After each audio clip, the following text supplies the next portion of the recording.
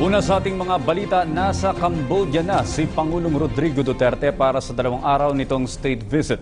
Kaugnay niya, nakatakda naman magkaroon ng expanded bilateral meeting ang Pangulo at si Prime Minister Hun Sen ngayong hapon. At makakaharap rin niya ang hari ng Cambodia na si King Norodom Sihamoni. Ang detalye niyan alamin natin kay Rocky Ignacio live.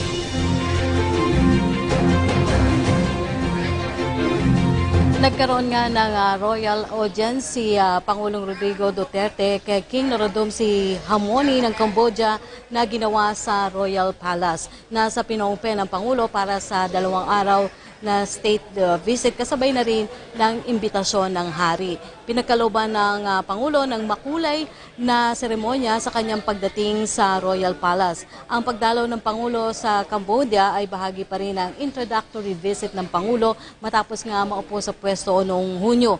Layunin rin ng pagdalaw ang pagpapalakas pa ng kooperasyon sa larangan ng trade, investment, security, sports at tourism.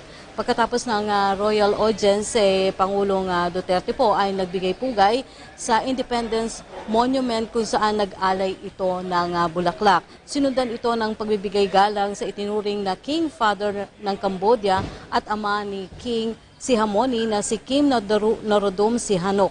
Samantala, gabi nang dumating si Pangulong Duterte dito kung saan agad siyang nagtungo sa Filipino community para makumusta ang mga ito. Narito ang report. Dumating si Pangulong Rodrigo Duterte sa Phnom Penh, Cambodia para sa 2 araw na state visit. Kasama ang delegasyon, layunin ng pagdalaw ang iba pang palakasin ng kooperasyon ng dalawang bansa. Sa kanyang pagdating, agad dumiretso ang Pangulo sa Filipino community, ang pinakaunang aktibidad nito sa Cambodia. Umaabot sa may 6,000 Pilipino ang nagtatrabaho at naninirahan dito.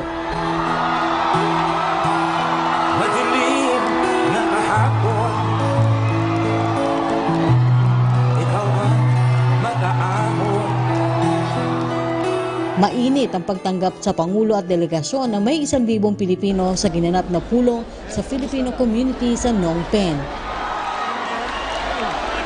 Bukod sa Pangulo, masaya rin silang nakarating dito ang kanilang ipinagmamalaking si People's Champ Manny Pacquiao. Habang Pangulo, kahit sa gitna ng pagod, game pa rin nakipag-duet sa paboritong awit na Ikaw.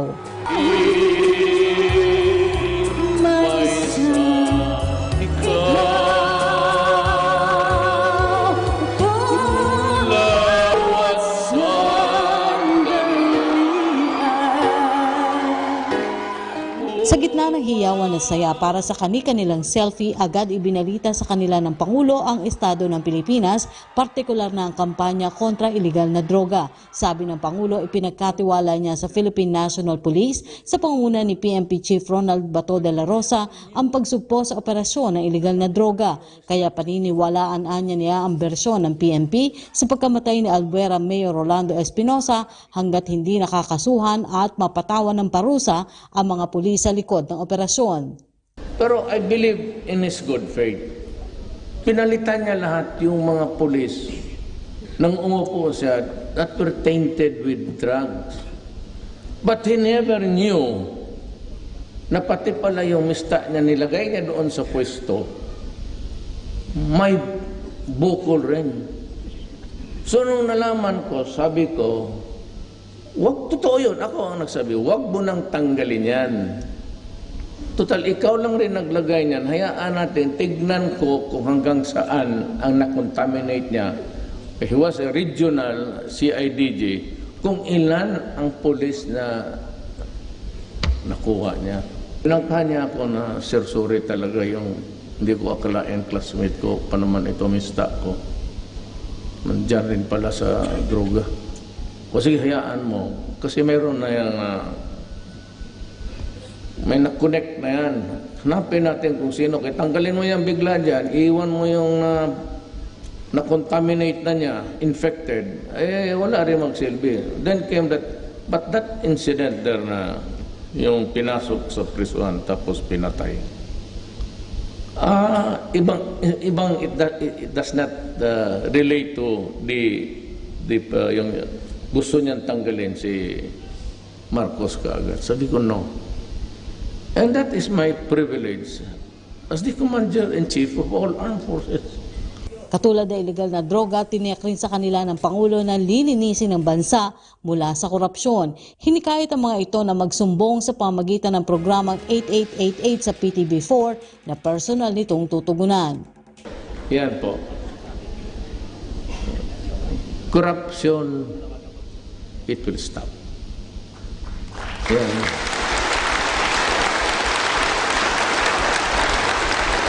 Wala akong papatawarin na, baske kaibigan. It will stop. Stop. Sinabi ko talaga. Baski kaming mga kaibigan, sabi ko. Pagka may nangyari dyan at under sa iyo, I'm sorry. Maybe even you would have to resign. Kasi yan ang pangako. Hindi naman talaga ako yung honest, very honest. Pero matanda na kasi ako. I'm 72. This is my last hurrah. After this 77, hindi ko nga malaman kung I would still be around till the end of my term. But I just want you guys, Filipino, to take a taste of a respite of sa corruption. Kaya, wala na.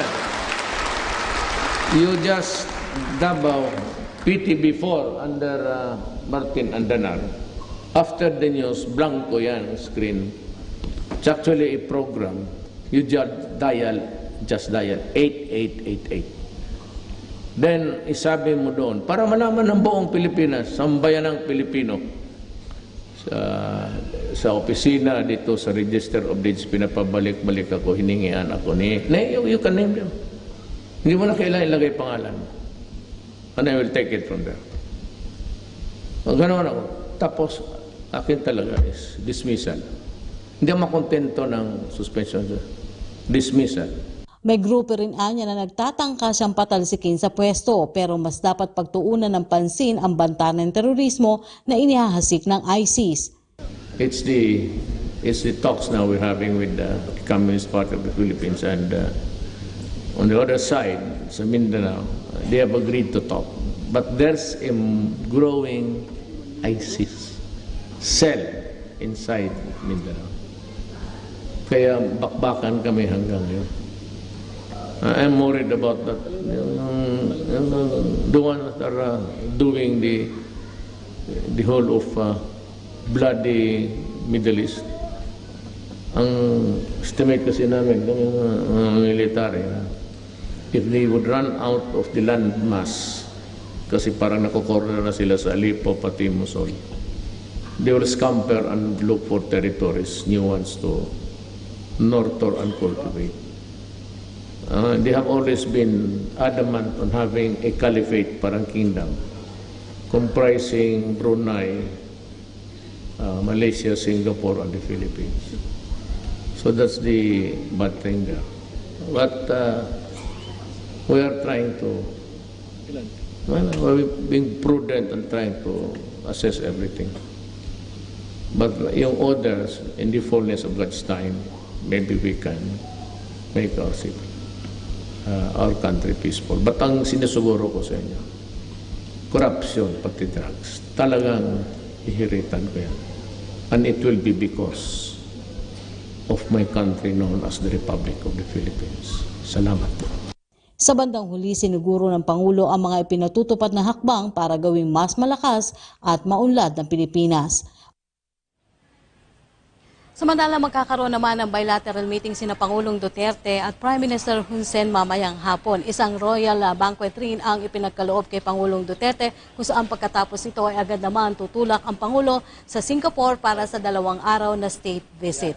At yan po ang ating pag-uulat mula dito sa Phnom Penh, Cambodia. Ako po si Rocky Ignacio para sa PTV News.